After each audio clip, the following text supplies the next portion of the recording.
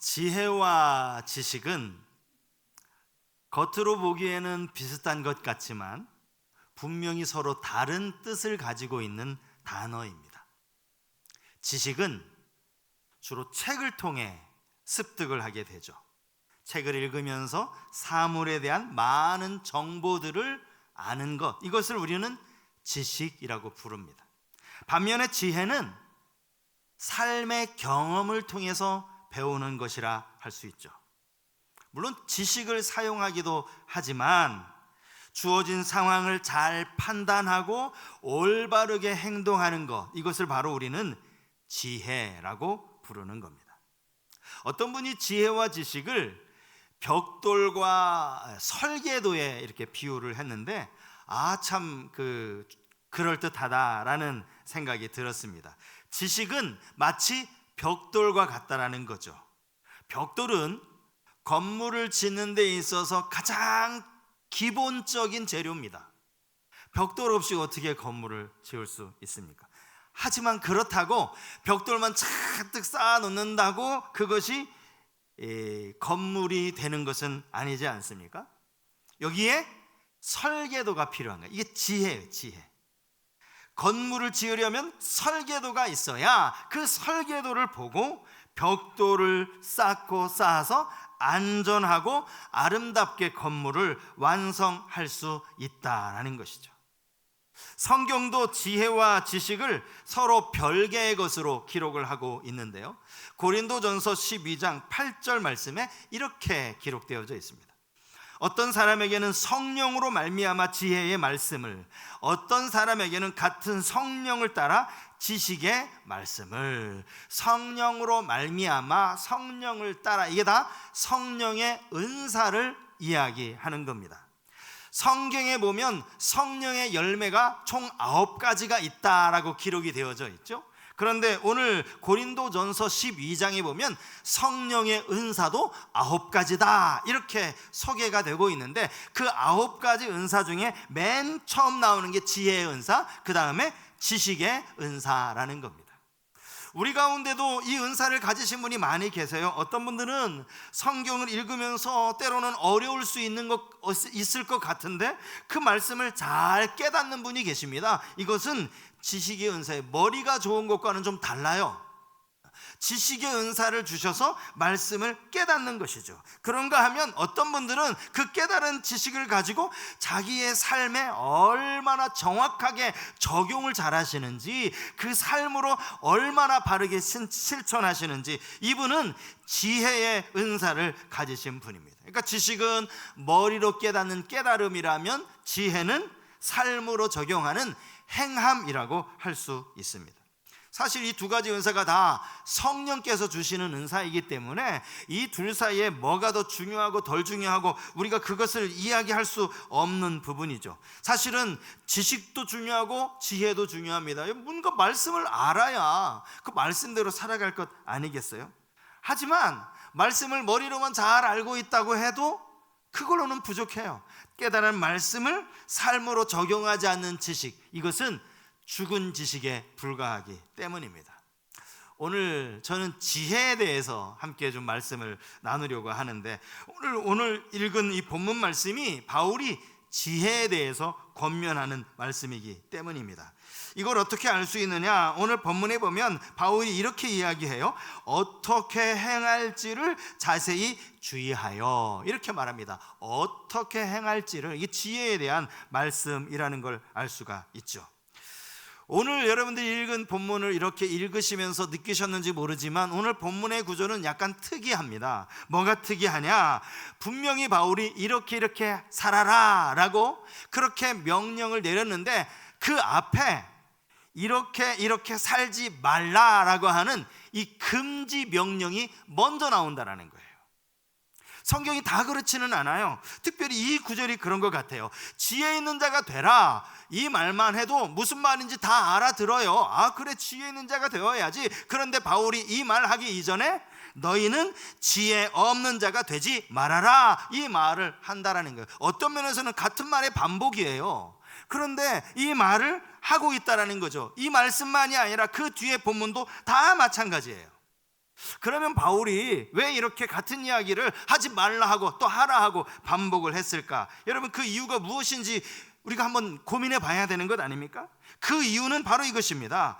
바울이 하지 말라라고 하는 이 모든 권면의 말들을 당시 교회 성도들이 하고 있었다라는 거예요.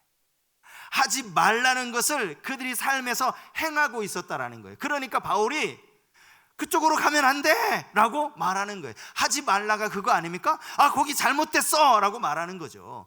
먼저 그 길에서 돌이켜야 내가 말하고자 하는 그 길을 갈 수 있기 때문에 하지 말라라는 말씀이 먼저 나오는 거예요. 여러분, 지혜는 어떻습니까?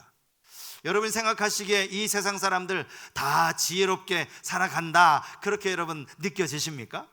이게 물론 세상 사람들이 보기에는 뭐 그렇다라고 말할지도 모르겠어요. 얼마나 많은 정보들을 또 얼마나 많이 우리가 가지고 있습니까? 하지만 당시 사도 바울이 보았을 때, 또 하나님께서 보았을 때 이들은 아주 지혜 없는 자들로 그렇게 살아가고 있었다라는 것. 그렇기 때문에 지혜 없는 자가 되지 말라, 지혜 있는 자가 되라, 이렇게 말씀을 하시는 거죠. 오늘 본문에서 저는 성경이 말씀하고 있는 이 지혜 있는 자, 도대체 어떻게 살아가는 것이 지혜 있는 자의 삶인가, 이것들을 본문에 나오는 그대로 한 3가지로 살펴보려고 하는데요. 그 중에 첫 번째, 이것은 세월을 아끼며 사는 것, 이게 지혜로운 삶이라는 것. 세월을 아끼는 것. 본문 16절 말씀이에요. 우리 너무나 익숙한 말씀이실 텐데 한번 같이 한번 읽어보겠습니다. 16절 같이 읽겠습니다. 세월을 아끼라, 때가 악하니라. 여기 아끼다라고 번역된 동사는요, 속량하다 이런 뜻도 가지고 있지만 오늘 본문에서는 물건을 사다, 돈을 주고 물건을 사잖아요. 물건을 사다, 이런 뜻으로 사용이 되었습니다. 그 이유가 때가 악하기 때문이라는 거예요. 사실 아끼다라는 말보다 사다라는 말이 의미가 조금 더 강하다고 볼 수 있어요. 여러분, 아낀다는 게 뭐예요? 일단 내가 가지고 있는 이것으로 잘 분배를 해서 조금씩 아끼고 살아가는 게, 이게 아낀다는 말 아닙니까? 그런데 사라라는 것은 뭐냐면, 그거 부족하면 네 돈 주고 사야 돼. 무조건 있어야 돼. 이거 반드시 가지고 있어야 돼. 뭐를 가지고라도 그거 사야 돼. 더 강한 의미를 가지고 있다라는 거죠. 시간을 사라, 세월을 사라, 이 말이 사실 이해는 되지만 한편으로는 좀 얼토당토 않은 이야기일 수 있어요. 여러분, 우리가 잘 아는 용어, 이 격언 중에 시간이 금이다 라는 말 있지 않습니까? 그 말 누구나 다 동의하지만 사실 가만히 생각해 보면 시간이 중요하다라는 의미이긴 한데, 어느 누구도 시간을 돈을 주고 살 수는 없어요. 아무리 돈이 수억 수백억 되는 사람도 나는 좀 이거 다 줄 테니까 하루를 24시간 말고 40시간으로 좀 바꿔달라, 돈 주고 살 수 없는 게 시간이라는 것이죠. 여기 연세 많으신 분들께 먼저 죄송하다는 말씀을 드립니다. 왜냐하면 제가 이 어렸을 때부터 이 이야기를 참 많이 들었는데요, 이제 나이가 아직 그렇게 뭐 많이 든 것도 아니지만 이제 조금씩 그 말씀의 의미가 뭔지를 이제 알 것 같다, 그런 게 있어요. 그게 뭐냐면, 항상 이 어른들이 하는 말이, 와, 시간이 너무 빠르다, 시간이 정말 화살 같다, 이런 말씀들 하시잖아요. 또 어떤 분들은 이게 시간이 이 나이가 들면 들수록 이 시간이 가는 속도가 더 가속화되는 것 같다, 이런 표현들을 하시는데, 이제 뭐 겨우 한 50대 중반 되었지만 제가 그 말씀이 무슨 말인지 아주 조금 알 것 같아요. 아, 시간이 빠르다는 게 이런 의미로 하신 말씀이구나. 제 20대 때를 돌아보면 그땐 정말 시간이 한 시속 20km로 갔던 것 같아요. 어느 때는 야, 시간이 왜 이렇게 안 가지, 나는 언제 결혼해, 막 이렇게 하면서 시간이 안 간다라고 생각했던 때가 있는데요, 지금 이제 한 50대 딱 거의 중간쯤 오고 나니까 시간이 시속 한 50km 좀 되는 것 같아요. 그러니 여러분, 여기 웃으시는 80대시고 70대신 분들은 시간이 얼마나 빨리 가는 거예요. 쏜살같이 시간이 지나가는 거죠. 이건 모세도 그의 노년의 시편 90편에 이렇게 고백하고 있는 바예요. 우리가 신속히 가니 우리가 어떻게 간다? 날아간다. 날아간다.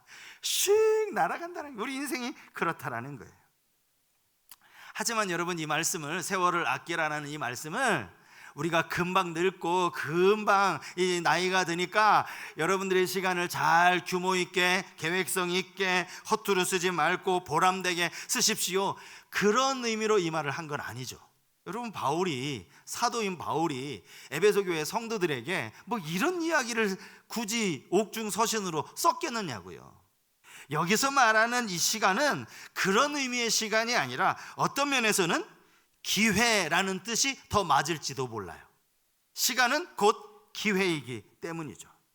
시간이 빨리 지나니까, 정말 날아가듯 시간이 가니까, 고린도전서에 보면 때가 단축하여졌다 이런 표현을 썼어요. 주님 오실 그날이 얼마 남지 않았음을 이야기하는 것이죠. 그렇기 때문에 우리가 시간이 얼마 남지 않았다, 세월을 아껴야 된다, 이렇게 이야기를 하는 겁니다. 나이 드신 분들, 아이고 이제 죽을 날이 얼마 안 남아서, 그런 의미도 있지만 그것보다는 지금 바울이 말하는 것은 주님이 재림하실 그날이 얼마 남지 않았다, 그런 의미인 겁니다. 여러분, 세상이 말세라는 말, 이건 뭐 교회 밖에 사람들도 다 수긍하는 말이죠. 이 세상이 정말 이제 이 멸망이 얼마 남지 않았다라는 말 누구나 다 공감합니다. 그런데 참 아이러니한 것은요, 그건 다 시인은 하면서도 그 멸망 이후를 아무런 준비를 하지 않고 보내요. 여러분, 이게 아이러니 아닙니까? 정말 세상이 끝날이 얼마 남지 않았으면 그러면 어떻게 될까, 이걸 고민하고 그 이후의 삶은 어떻게 되는 건가, 이걸 좀 생각해 봐야 되는데 이걸 생각하지 않고 그냥 계속 말세라고만 이야기를 하는 것이죠. 여러분, 누가복음 16장에 보면요, 여기 이 불의한 청지기에 대해서 주님이 비유로 하신 말씀이 나옵니다. 이 사람이 얼마나 불의했느냐, 이 주인의 재산을, 이제 이 사람이 청지기였는데요, 주인의 제사를 그냥 떡 주무르듯이 자기 마음대로 막 사용을 하는 거예요. 이게 주인의 귀에 들어갔어요. 그러면 여러분, 이 종의 입장에서 어떻게 해야 됩니까? 빨리 주인 앞에 가서 납작 엎드려야죠. 주인님, 죄송합니다. 제가 죽을 죄를 졌습니다. 제가 주인님의 재산을 제 마음대로 막 허랑방탕하게 제 것인 양 그렇게 사용했습니다. 한 번만 용서해 주시면 다시 그런 일 없도록 제가 정말 잘 정직하게 그렇게 관리하겠습니다. 이렇게 말해야 될 것 같은데요, 주인이 이 자기가 행한 일을 이제 알았다라는 소식이 들리자마자 이 종이 어떻게 했는지 아세요? 이제는 대놓고 주인의 것을 자기 마음대로 막 이 거짓 장부를 씁니다. 기름 100말 빚진 사람, 이 100말을 이 빚진 사람을 오게 하더니, 당신 기름 몇 말 졌어? 제가 100말을 빚졌습니다. 그러면 여기 50이라고 쓰시오. 절반이나 뚝 탕감해 주는 거예요. 또 밀 100석을 빚진 사람을 또 부르더니, 당신 밀 100석인데 여기 80석이라고 빨리 적으라고, 빨리. 이 거짓 장부를 만드는 거예요. 여러분, 이걸 주인이 알면 주인은 어떻게 됐어요? 당장에 이 청지기를 부르겠죠. 이 종을 부르겠죠. 안 그래도 내가 이게 정말 이런 소문이 사실인가 거짓인가 했는데 이놈 제대로 걸렸다 하고 당장에 혼을 내고 당장에 쫓아내야 될 것 같은데요, 참 신기하게 누가복음 16장 8절 말씀 한번 보세요. 자, 누가복음 16장 8절이요. 주인이 이 옳지 않은 청지기가 이를 지혜 있게 하였으므로 칭찬하였으니, 이 세대의 아들들이 자기 시대에 있어서는 빛의 아들들보다 더 지혜로움이니라. 도대체 이게 무슨 뚱딴지 같은 말입니까? 아니, 분명히 옳지 않은 청지기라고 이야기해놓고 이 청지기가 지혜 있게 일을 했다라는 거예요. 그걸 주인이 칭찬했다라는 겁니다. 도대체 어떤 면에서 이 주인이 이 청지기를 칭찬했는가, 그 이유가 나와요. 이걸 지혜 있다라고 말하는 그 이유가 16장 4절에 나옵니다. 4절. 이 청지기가 한 말이거든요. 누가복음 16장 4절 말씀. 내가 할 일을 알았도다. 이렇게 하면 직분을 빼앗긴 후에 사람들이 나를 자기 집으로 영접하리라 하고. 청지기 생각하기에 나는 꼼짝없이 쫓겨나게 생겼거든요. 그래서 내가 쫓겨나면 갈 곳이 어디 있나 찾다가 이 주인에게 빚진 자를 찾는 거예요. 그래서 밀 100석을 그냥 50으로 뚝 잘라주고 100석을 80석으로 뚝 잘라주고, 그렇게 하면 이 사람들이 나를 책임지겠지. 이게 지혜라는 거예요. 이게 이 세대의 사람들이 가지고 있는 지혜라는 거예요. 빛의 아들들이라고 하는 사람이 이 지혜가 없다라는 거예요. 여러분, 세상 사람들의 지혜가 무엇입니까? 이 땅에서 은퇴하고 나면 남은 생애를 어떻게 살아가야 하나 나름대로 미리 잘 준비를 하고 그 남은 여생을 그래도 좀 부족하지 않게 살기 위해서 준비하는 것 아니에요? 이게 이 세대 사람들의 지혜예요. 그런데 빛의 아들들은 이 지혜가 없어요. 단지 이 세상에서 잠시 잠깐 사는 그 삶만을 의미하는 게 아니에요.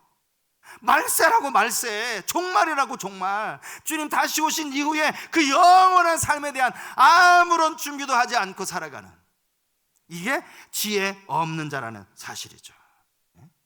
여러분, 세월을 아끼라라는 말은 기회를 살아라는 말이라고 말씀을 드렸어요. 무슨 기회요?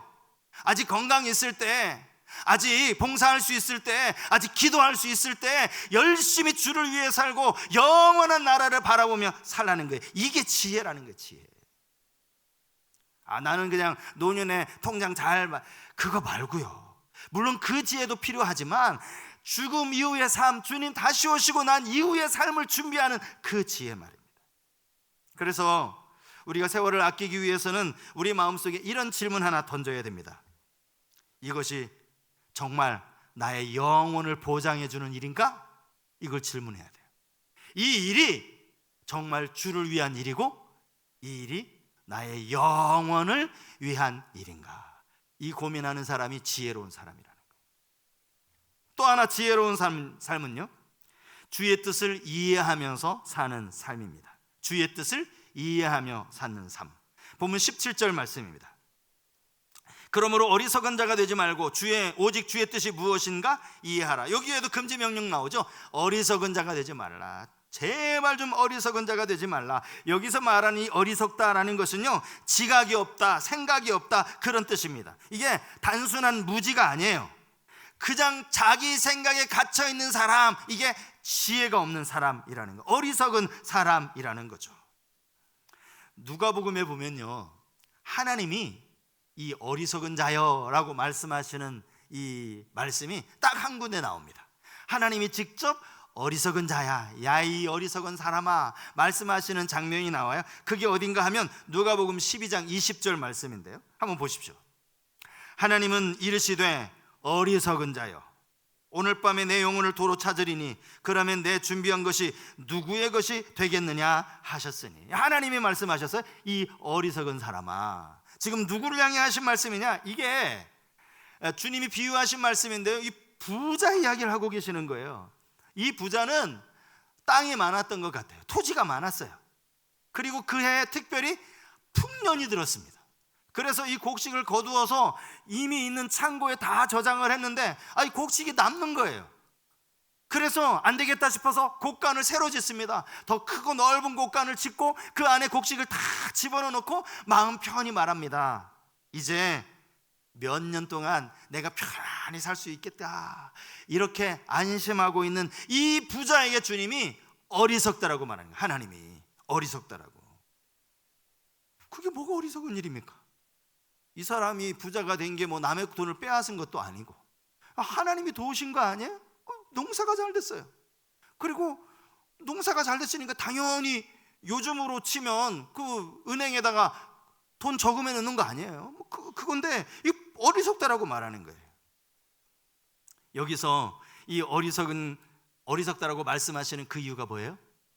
그 사람이 자신의 육신을 위해서는 이렇게 잘 준비했는지 몰라도 자기 영혼을 위해서는 아무것도 준비하지 못해요.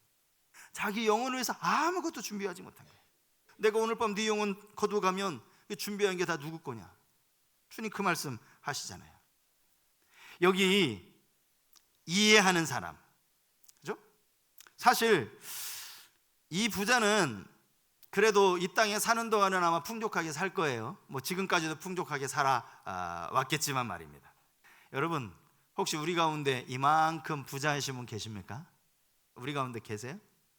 그러면 우리는 그만한 부자도 아닌데 뭐 이렇게 뭐 곡간 또 만들고 또 말고 뭐 그럴 만한 부자도 아닌데 왜 우리는 영혼을 위해서 준비하지 못하죠? 이 땅에서 그렇다고 잘 먹고 잘 사는 것도 아닌데 왜 영혼을 준비하지 않고 살아가느냐고요. 어리석은 부자 아닙니까? 어리석은 부자도 아니지, 어리석은 성도 아니냐고요. 본문에 나오는 이 이해하다라는 이 단어는요, 이게 단순히 그냥 머릿속으로 납득하다, 그 말 뜻을 알아듣다 그런 의미가 아닙니다. 여기 이해하다라는 말 속에는 노력하다라는 뜻이 담겨 있어요. 생각해 보세요. 당연하죠.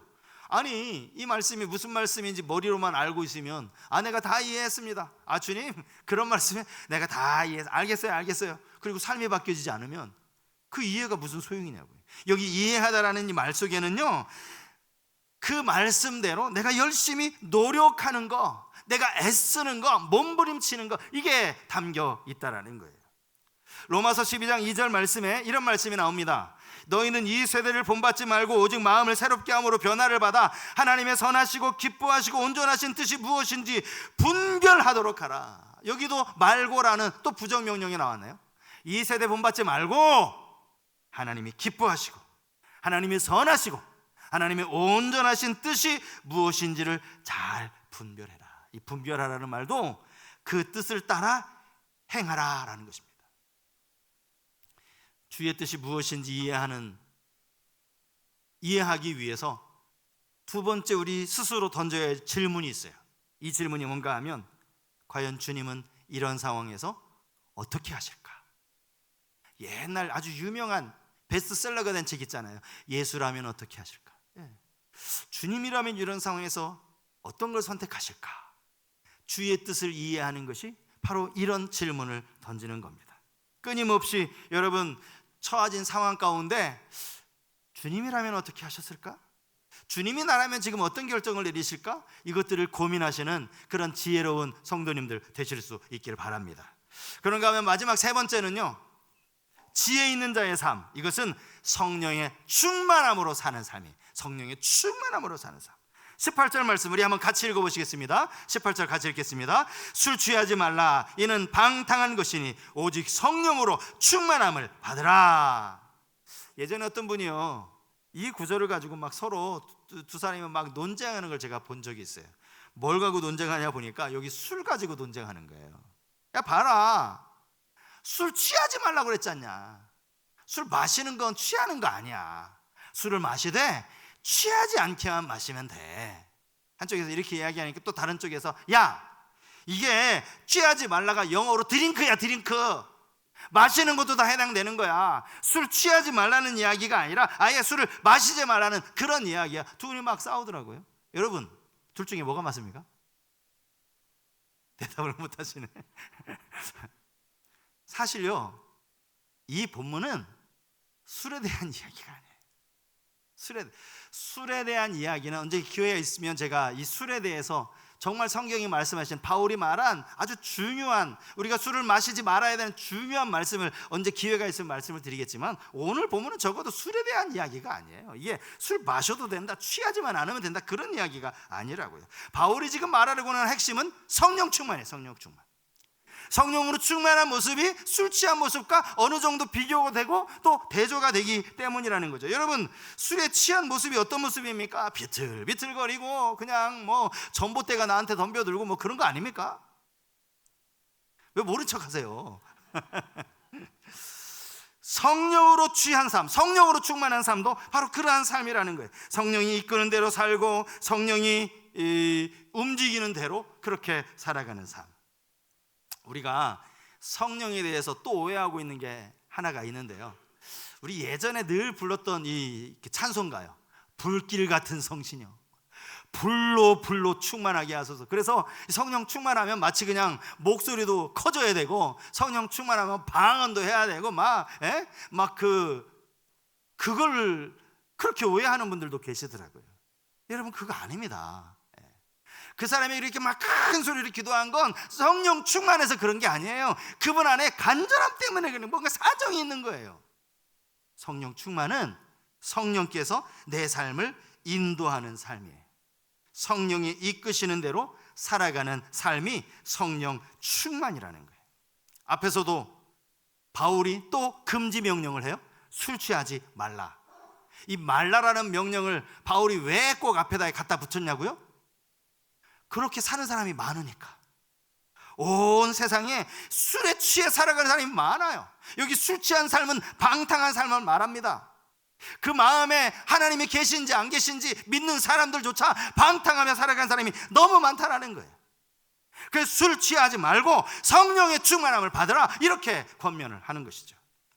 여기 성령으로 충만함을 받으라라는 이 말씀을 보면 여기 받으라라는 이 동사가 가장 중요한 동사거든요. 헬라어에는요, 우리가 알아야 되는 중요한 문법이 두 가지가 있어요. 첫 번째는 뭐냐면 이게 과거형이냐 현재형이냐 미래형이냐, 이거요. 이 시제라고 하죠. 이게 과거형으로 쓰였냐 현재형으로 쓰였냐 미래형으로 쓰였냐, 이게 중요하고요. 또 하나는 이게 능동태냐 수동태냐, 이게 중요합니다. 능동태는 뭐예요? 내가 스스로 할 수 있는 거. 수동태는 누군가에 의해서 그 행함을 받는 거. 여기 받으라라는 이 동사가요, 현재 수동태 동사입니다. 현재 수동태. 그러면 한번 이제 시제를 갖다 붙여보자고요. 현재형이에요. 이것은 뭐냐 하면 과거에 내가 성령 충만했던 그거 말고 지금 이 시간 성령 충만한 삶을 의미하는 겁니다. 가끔 그런 분들 계세요. 야, 나도 정말 과거에 정말 성령 충만했었는데, 그때 정말 물불 안 가리고 얼마나 열심히 했었는데, 그거는 과거 이야기예요. 오늘 본문의 성령 충만을 받으라는 지금 이 시간에 성령 충만하지 않으면 그 과거 얘기하지 말라는 거예요. 그런 얘기 하지 마세요, 여러분. 뭐 왕년에 뭐 소나무 뿌리 안 뽑은 사람 있습니까, 여기? 그 얘기 하지 말라. 지금 현재 성령 충만한 삶이라는 것이죠. 성령은 아시는 것처럼 우리 안에 임하는 사건, 이건 이례적인 사건이라는 것 뭐 잘 알고 계실 거예요. 내가 예수 그리스도를 주로 고백할 때 성령은 이미 우리 안에 들어와 계십니다. 문제는 이 성령이 내 안에서 내 삶을 이끌고 인도해야 한다는 거죠. 수동태라는 동사도 마찬가지입니다. 이건 내 의지를 가지고 내가 능동적으로 내가 성취할 수 있는 부분이 아니라는 거예요. 내가 이제 오늘부터 성령 충만할 거야, 내가 오늘부터 내가 할 수 있어, 내가 성령 충만하면 되지 뭐. 아니요, 그게 아니에요. 성령으로부터 충만함을 받아야 되는 거예요. 성령 충만으로 역사하시는 분은 하나님이시기 때문에 하나님께서 내 심령에 성령으로 충만케 되도록 그렇게 하나님께 구해야 된다는 거예요. 성령이요, 하나님이 우리에게 주시는 가장 좋은 것이라는 사실, 우리는 이걸 반드시 아셔야 됩니다. 누가복음 11장 11절 이하의 말씀 보면 여기 이런 말씀이 나와요. 너희 중에 아버지 된 자로서 누가 아들이 생선을 달라 하는데 생선 대신에 뱀을 주며 알을 달라 하는데 전갈을 주겠느냐? 너희가 악할지라도 좋은 것을 자식에게 줄 줄 알거든 하물며 너희 하늘 아버지께서 구하는 자에게 성령을 주시지 않겠느냐? 여러분, 마태복음 7장과 좀 다르죠? 단어 하나가 바뀌었어요. 마태복음 7장 산상수훈에서는 좋은 것 주시겠다 그랬는데 여기 누가복음에서는 성령이라고 바꿨어요. 누가가 바꿔치기 한 게 아니에요. 그 좋은 것이 바로 성령이라는 것을 가르치기 위함이에요. 우리에게 언제나 좋은 것 주시는 분, 그 좋은 것이 성령이라는 것이죠. 예수님께서 제자들을 떠나시는 그 시점이 되었을 때 제자들이 근심하고 있었어요. 그때 주님이 이런 말씀하십니다. 요한복음 16장 7절 말씀이요. 그러나 내가 너희에게 실상을 말하노니 내가 떠나가는 것이 너희에게 유익이라. 내가 떠나가지 아니하면 보혜사가 너희에게 오시지 아니할 것이요 가면 내가 그를 너희에게로 보내리니. 근심하고 있는 제자들에게, 야, 사실은 말이야, 내가 가는 게 너희에게 훨씬 좋다? 그 말을 하고 있는 거예요. 내가 너희들하고 같이 있는 것보다 차라리 내가 가는 게 더 좋아. 왜 그러냐고? 내가 가면 보혜사가 너희에게 오거든. 보혜사, 성령을 일컫는 말이죠. 보혜사는 옆에서 말하다, 이런 뜻을 가지고 있어요. 성령님이 하시는 역할이 많이 이 성경에 기록되어져 있지만 보혜사, 특별히 내 옆에서 말해주는 사람, 대언자, 변호사, 그런 뜻을 가진 단어가 바로 이 보혜사라는 사실입니다. 여러분, 성령의 충만함을 사모하고 계십니까? 오직 성령의 충만함을 받으라 라는 이 말씀 우리가 너무나 잘 알고 있는데 중요한 것은 우리 안에 사모함이 있어야 된다는 거예요. 그래서 이 세 번째 지혜로운 삶에서 우리는 이 질문 던져야 됩니다. 나는 과연 성령의 충만함을 사모하고 있는가? 여러분, 성령 충만을 위해서 혹시 기도하고 계십니까? 내 안에 성령 충만하게 해달라고? 이걸 여러분 기도하시는 성도님들 되실 수 있길 바랍니다. 오늘 지혜로운 삶 세 가지로 말씀을 드렸습니다. 첫 번째가 뭐죠? 세월을 아껴야 된다. 시간이 얼마 남지 않았으니 정말 영혼을 준비하면서 그 시간을 알차게 살아가야 된다. 항상 무슨 일을 계획할 때마다 주님이라면 어떻게 하실까? 이것이 주의 뜻이 맞나? 이것을 고민하고, 그리고 우리 안에 성령의 충만함을 덧입어 살아가는 삶. 이와 같이 세상 가운데 지혜 있는 자로 살아가는 우리 성소교회 모든 성도님들 다 되실 수 있기를 주님 이름으로 축복합니다.